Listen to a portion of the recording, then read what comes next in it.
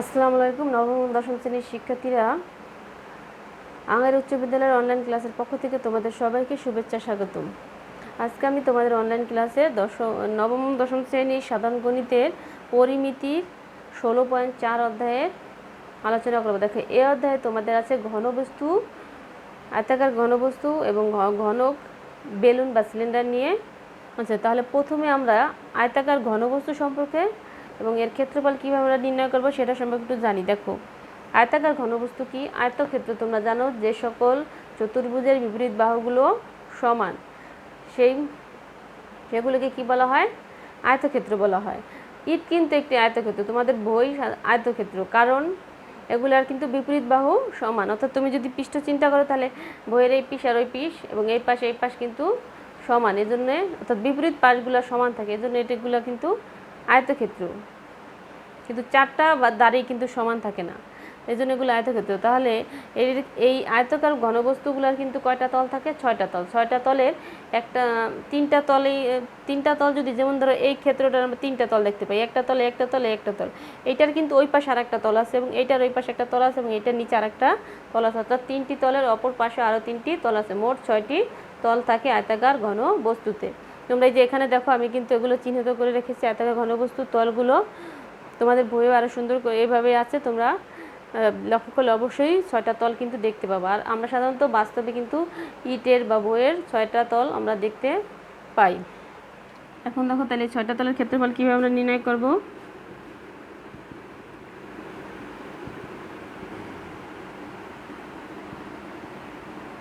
সমগ্র তলের ক্ষেত্রফল, যেহেতু আমরা 3টা তল বের করে অপর তলগুলো সমান থাকে, তাইলে 2 দ্বারা গুণ করে দিলেই হয়। 2 ইন্টু, দেখো, এ বি সি ডি কিন্তু একটি আয়তক্ষেত্র, তাহলে এই তলের আমরা মান নেই এ বি সি ডি তলের ক্ষেত্রফল নির্ণয় করলে 2 দ্বারা গুণ করলে এটার উপরে যে অপর পাশে যেই তল আছে সেটার মানও চলে আসবে। তলের ক্ষেত্রফল যোগ আর একটা তল কি আছে তোমাদের, দেখো, এ বি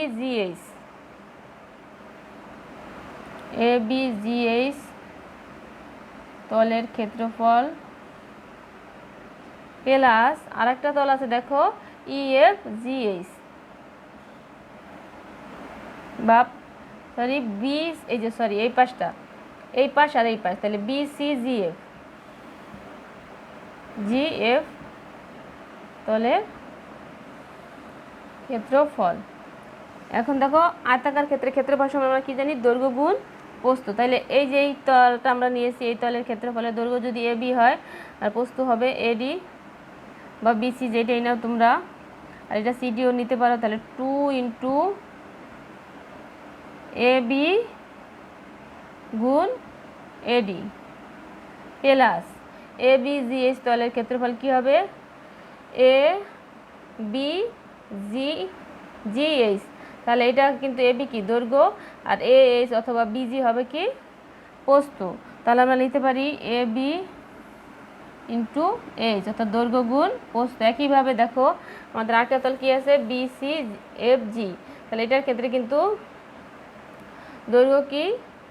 দৈর্ঘ্য হবে বিজি বা সিএফ এবং প্রস্থ হবে বিসি, তাহলে তো আমরা বিসি নেই, বিসি গুণ বিজি। এখন দেখো, এগুলোকে যেহেতু আমরা ছোটো হাতের অক্ষর দ্বারা প্রকাশ করেছি, তাহলে 2 এ বি রে প্রকাশ করেছি এ বি এ দ্বারা এবং এডি বি, এ বি রে এ এবং এইচ আর দেখো বিজি কিন্তু একই, তাহলে আমাদের এখানে আছে এ বি গুণ এইচ কিন্তু সি দ্বারা প্রকাশ করছি, তাহলে এইচ আর বিজি তো একই, তাহলে এ সি প্লাস বিসি রে প্রকাশ করছি কি দ্বারা? এডি আর বিসি তো সমানই, তাহলে বি আর বিজি, বিজি আর এইচ একই, তাহলে সি।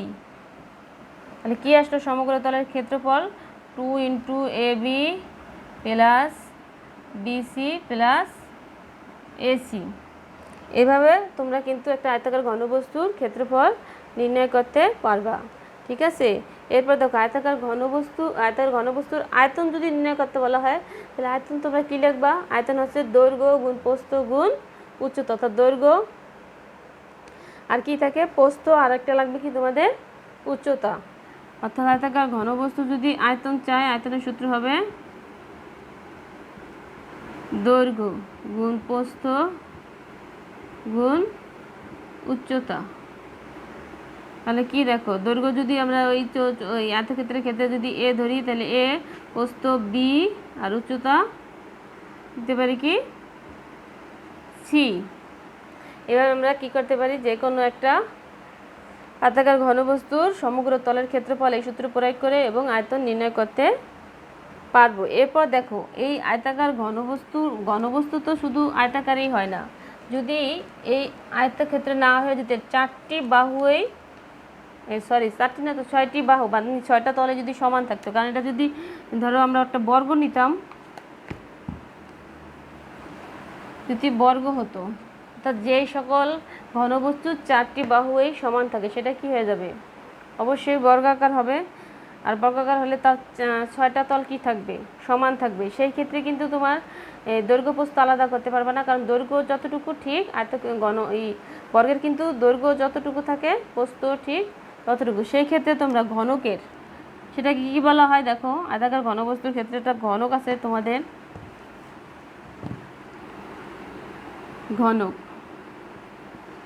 ঘনকের ক্ষেত্রে তোমাদের বইতে আছে কি আয়তাকার ঘনবস্তুর দৈর্ঘ্য প্রস্থ।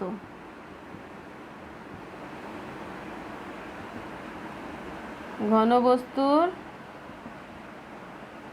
দৈর্ঘ্য প্রস্থ সমান হলে তাকে ঘনক বলে। সেই ক্ষেত্রে আমরা যেমন একটু আগে কিন্তু আমরা ক্ষেত্রফল কি সমগ্র তলের ক্ষেত্রফল কি নির্ণয় করেছিলাম, 2 into AB plus AC plus AB into AC plus BC. তাহলে দেখো এখানে কিন্তু যেহেতু দৈর্ঘ্য প্রস্থ সবগুলোই কি হবে, বাহু মাপ সমান, তাই সেই ক্ষেত্রে আমরা ঘনকের ক্ষেত্রফল কি নির্ণয় করব, সমগ্র তল কি নির্ণয় করব, ঘনকের সমগ্র তলের ক্ষেত্রফল আসবে 2 ইন্টু, যেহেতু দৈর্ঘ্য প্রস্থ সমান তাহলে এ ইন্টু এ প্লাস, যদি আবার আমরা ধরো অন্য একটা বাহুর সবগুলোই কিন্তু এ নিতে পারি, অথবা ধরো যদি আমরা বিবি চিন্তা করি, তাহলে দেখো এ গুণ এ, কারণ সবগুলোই তো সমান, দৈর্ঘ্য প্রস্থ সমান, তাহলে 2 এ স্কোয়ার প্লাস এ স্কোয়ার প্লাস এ স্কোয়ার, তাহলে 2 ইন্টু 3 এ স্কোয়ার সমান কী আছে 6 এ স্কোয়ার। তাহলে দেখো ঘনকের সমগ্র তলের ক্ষেত্রফল কী আসে 6 এ স্কোয়ার, এবং ঘনকের তাহলে আয়তন কি আসবে, আয়তন কিন্তু আমরা তাকে জানি দৈর্ঘ্য গুণ প্রস্থ গুণ উচ্চতা, যেহেতু এটা তিনটা দৈর্ঘ্য প্রস্থ সবই সমান, সেই ক্ষেত্রে আমাদের কি লিখতে পারবো, আয়তন এ গুণ এ অর্থাৎ এ কিউব।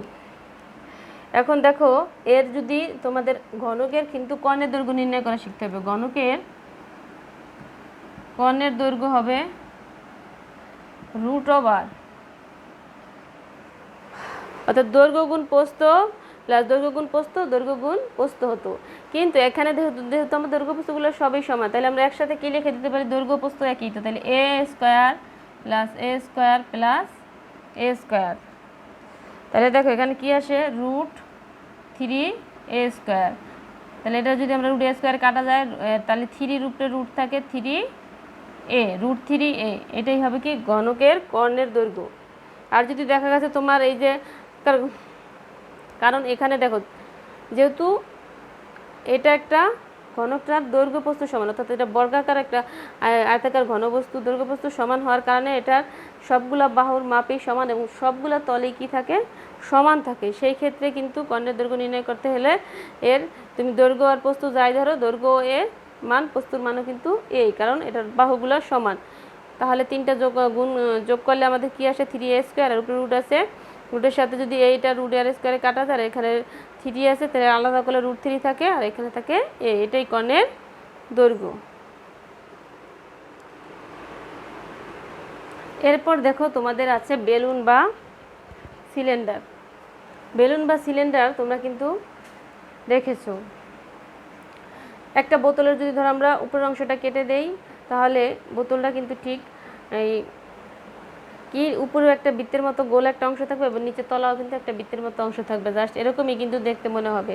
অথবা তোমাদের বাসায় যে সিলিন্ডার থাকে সেটা যদি ধরো যেটা হাতল ছাড়া কিন্তু নিচের অংশটা এবং উপরের অংশটা ঠিক এরকমই, অর্থাৎ দোনোটাও কিন্তু বৃত্তাকার অংশই দেখা যায়।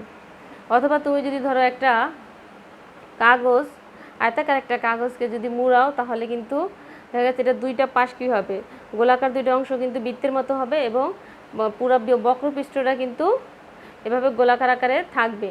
ঠিক এরকমই হবে, যদি একটা কাগজটা তুমি লম্বা একটা কাগজটা এভাবে ঘুরাই আনো তাহলে কিন্তু এরকমই একটা গোল একটা বেলুন তৈরি হবে।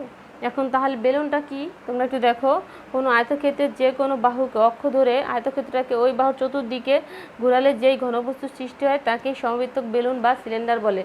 জাস্ট আমি যে কথাটা আগেই বলেছি তোমাদের, যে তুমি যদি একটা আয়তাকার কাগজ নাও, সেই কাগজটাকে যদি এভাবে ঘোরাও তাহলে এটা জাস্ট মোড়াইলে যেই একটা বস্তু উৎপন্ন হবে সেটাই কিন্তু কী হবে, সমবৃত্তাকার বেলুন বা সিলিন্ডার হবে। তখন সেই বস্তুটাকে কিন্তু দেখতে এরকমই হবে, গোলাকার। অনেক সময় এরকম গোলাকার হলে দেখো এর কিন্তু উপরের একটা তল আর নিচের একটা তল, উপরের তলটাও বৃত্তাকার হবে, নিচের তলটাও কিন্তু বৃত্তাকার অংশ থাকবে এবং বক্রপৃষ্ঠটা এরকমই হবে।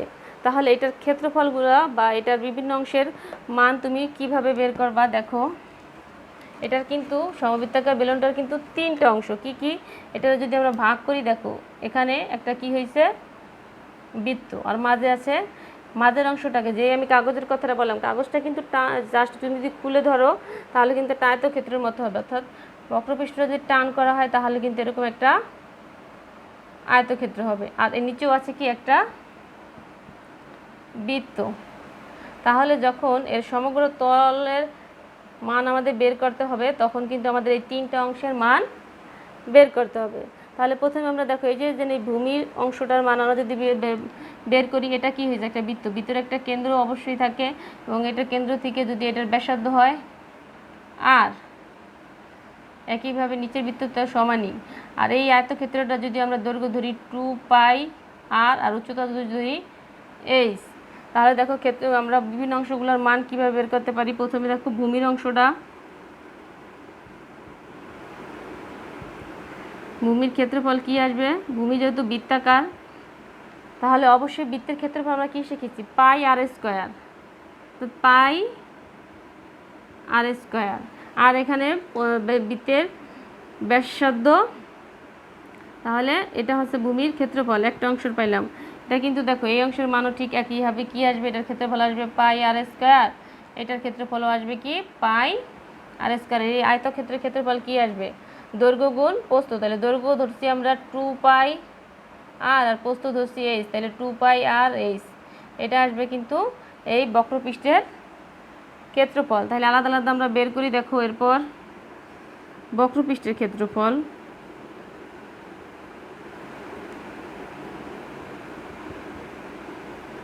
ক্ষেত্রফল দৈর্ঘ্য গুণ প্রস্থ বা ভূমির ক্ষেত্রফল, ভূমির পরিধি ইন্টু উচ্চতা, তোমরা যেভাবে হিসাব করো আর এইভাবে যদি হিসাব করো তাহলেও কিন্তু আমাদের দৈর্ঘ্য গুণ প্রস্থই আসে।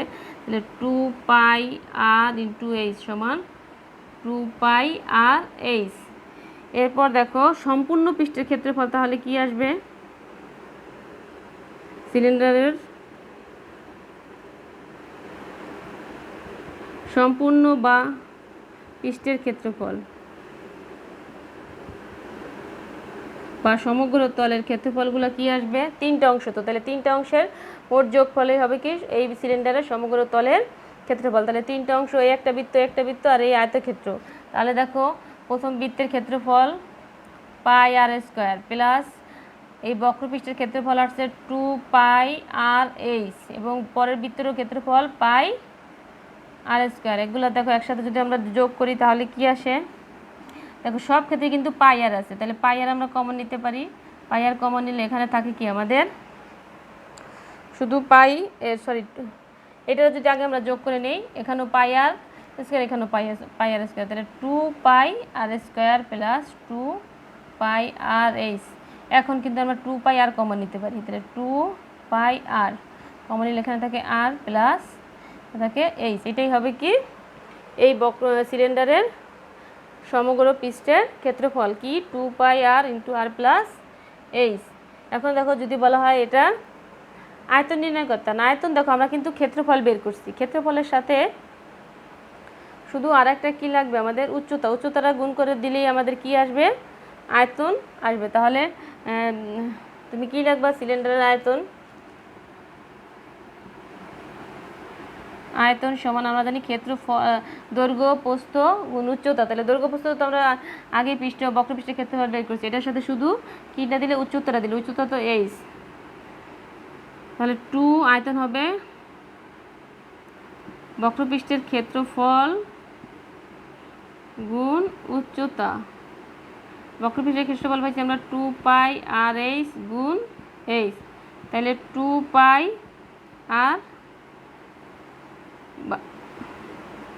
সরি দেখো এখানে কিন্তু আমরা ভূমির ক্ষেত্রফল, এখানে আয়তন সমান আসবে হলো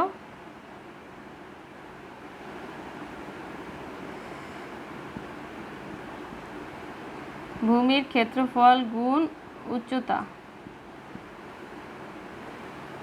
ভূমির ক্ষেত্রফল আমরা পাইছি কত, πr² আর উচ্চতা h, তাহলে πr²h হবে কি এই সিলিন্ডারের আয়তন। এভাবে তোমরা সূত্রগুলো আগে শিখে তারপর কিন্তু অঙ্ক করবে, কারণ এই সূত্রগুলো যদি তোমার আয়ত্তে থাকে তাহলে কিন্তু এদের অঙ্ক তোমার করতে যেভাবে সৃজনশীল প্রশ্ন আসুক সেভাবেই তুমি বের করতে পারবা। এই জন্য অবশ্যই সূত্রগুলো ভালোভাবে তোমরা শিখে নিবা। আজকে ক্লাস আমরা এই পর্যন্ত, পরবর্তীতে এই সূত্র ব্যবহার করে আমরা গাণিতিক সমস্যাগুলো করব। তোমরা সবাই ভালো থাকো, আল্লাহ হাফেজ।